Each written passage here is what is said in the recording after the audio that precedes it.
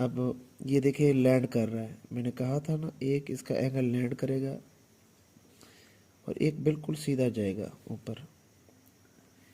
ये देखें ये सीधा ऊपर जा रहा है 90 का एंगल और ये 45। दोबारा से देखिएगा,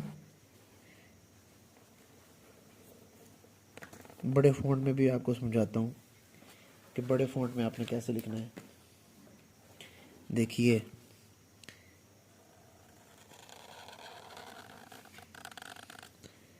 यहाँ से बारीक किया नीचे और ये बिल्कुल सीधा।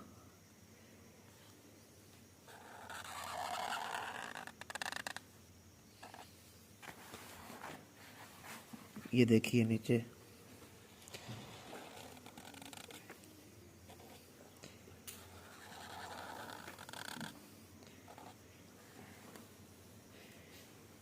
शेप ऑफ बोट, यानी अब आपको इसकी प्रैक्टिस जब आप करेंगे तो इससे अच्छे खासे हर्फ आते हैं।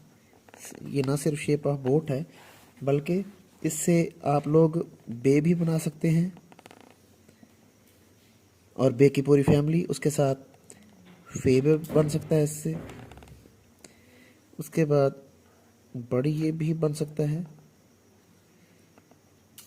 और इसके साथ छोटा अलिफ शेप ऑफ बोट और काफ की कशिश, यानी काफ भी बन सकता है।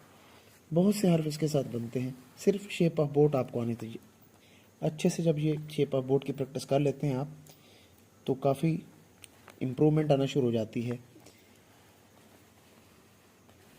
इसकी प्रैक्टिस करनी है आपने 3 से 4 पेजेस डेली बेसिस पे। जब आप लोग प्रैक्टिस में लाएंगे इनको, बहुत जल्द आपकी जो हरूफ तहज्जी है वो ठीक होना शुरू हो जाएगी।